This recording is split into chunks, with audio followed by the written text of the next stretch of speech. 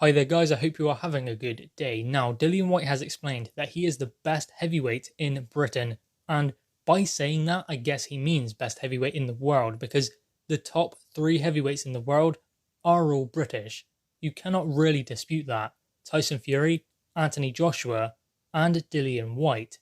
I mean, some people have Deontay Wilder in number 3, but I just don't see how he can still be there. And yes, many people say that one loss does not mean that he goes down the rankings and is no longer number 3. But it's not just the loss. It's the fact that why was he number 3 anyway? It was because of the WBC world title. That was the only reason.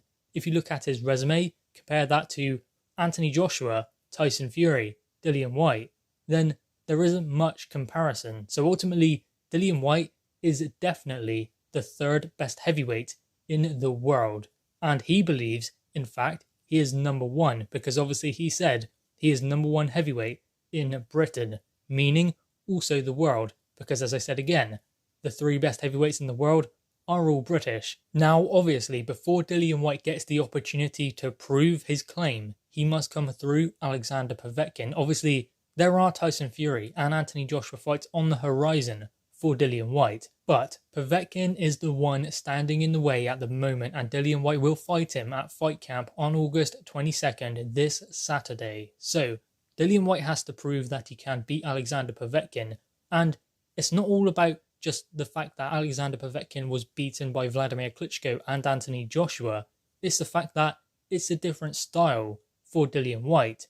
Dillian Whyte may be able to beat a Tyson Fury. I'm not saying definitely, but he may have the style to trouble Tyson Fury. Tyson Fury would likely beat Povetkin, but that does not definitely mean that Dillian Whyte can beat Povetkin. It's all about styles. That style might be all wrong for Dillian Whyte. We will find out on Saturday. It is a difficult style to beat.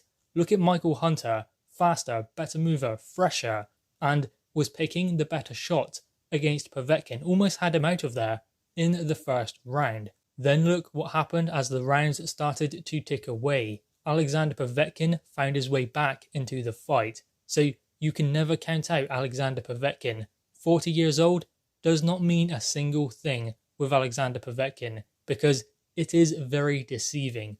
I believe that Povetkin is so much different when you get him in the ring, because he is a tough guy. And Michael Hunter had a chance to get him out of there, but ultimately could not do it. He could not seize that opportunity, because Alexander Povetkin is experienced enough in order to get through those tough times and the tougher rounds, then find his way back into the fight. It wasn't just about survival for Povetkin. A good fighter can survive an onslaught like that, especially so early on, but it takes a very good fighter to not only survive, but to come back into the fight and get a draw. When in the early stages of that fight, he looked done, he looked gone, it looked like it was all done for Alexander Povetkin. This could even be the last fight of his career. It was just being too much for him. Michael Hunter was too fast, too powerful as well, and his movement was too much for Povetkin. But what did Povetkin started doing? He started timing Michael Hunter. Timing beats speed. You can have all of the speed in the world, but when you have someone as skillful as Povetkin, and has good timing like he does, then you can start finding your way back into the fight and start gauging the speed of the faster man, which is what Povetkin done. His positioning was vital as well, something that he is always very, very good with. You never see Povetkin out of position, and Dillian Whyte has to deal with that on Saturday before he can start proving that he is the best heavyweight in the world, if that is what he believes, and he does. But before he gets to Tyson Fury, before he gets to Anthony Joshua, Povetkin is right there waiting for him. So Anthony Joshua will be ringside. Tyson Fury, I believe, asked to go as well. I don't know whether he will be there. It has not been confirmed. It has been confirmed, though, that AJ will definitely be there. Now, interestingly enough, Anthony Joshua said that maybe he'll jump in there with Dillian Whyte after he beats Povetkin and maybe start something. Obviously, I believe that was in jest, but Dillian Whyte did not take too kindly to that. He has now said that if Anthony Joshua gets in front of him, he will swing. What a conclusion to fight camp that would be. Now, I can't see Anthony Joshua getting in the ring because he's not allowed to, because he's not in the fight camp bubble, because I don't believe he will be tested. So he will be in a different section of fight camp watching the fight. So one of Dillian Whyte's former opponents and future opponents, Anthony Joshua, will be ringside.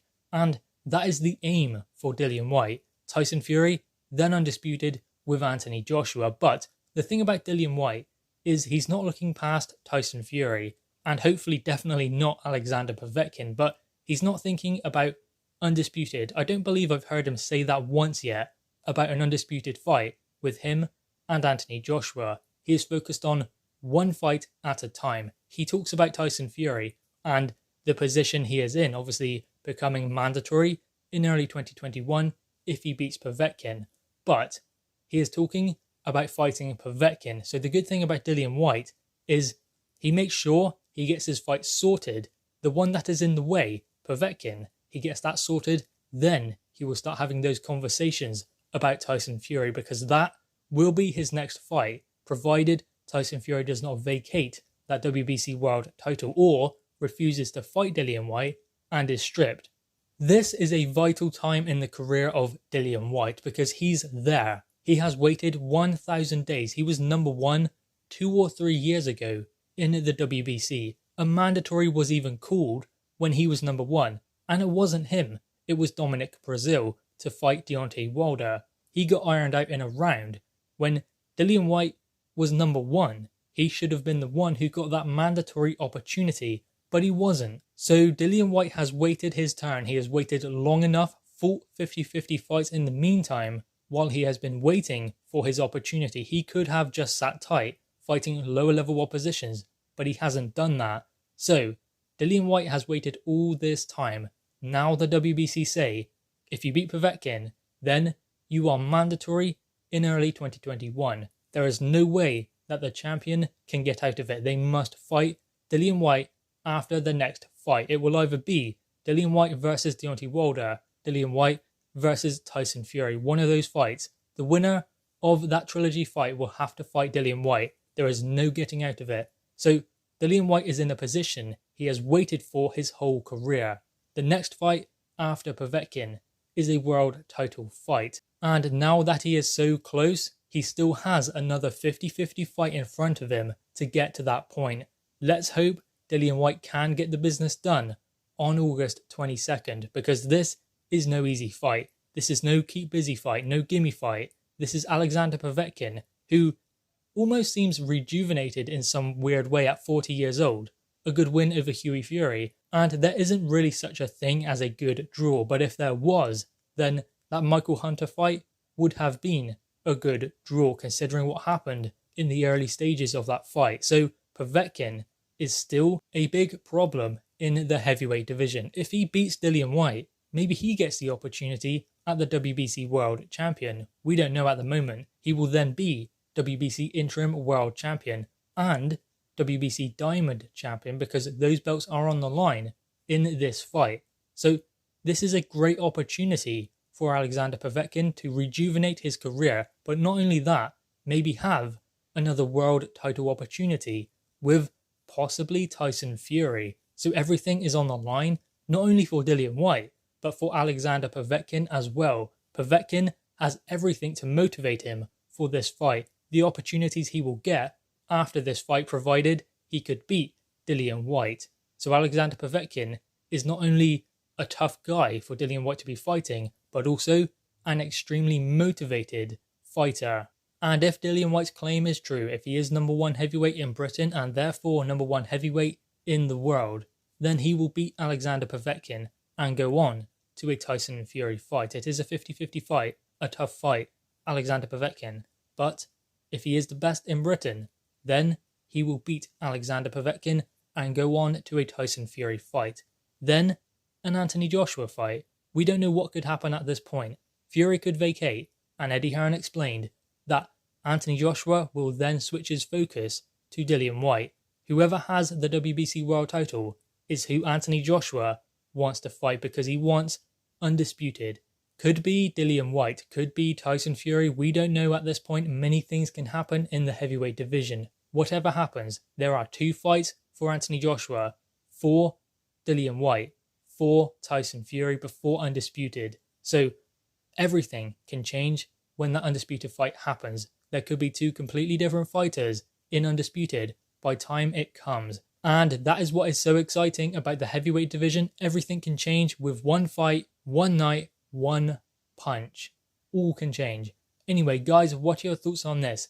Dillian Whyte believes that he is #1 heavyweight in Britain, which would also mean he is #1 heavyweight in the world, in his belief. Povetkin first, then a world title opportunity for Dillian Whyte. Guys, anyway, drop your thoughts on this in the comments below. Leave a thumbs up and subscribe if you are new. Thanks, guys.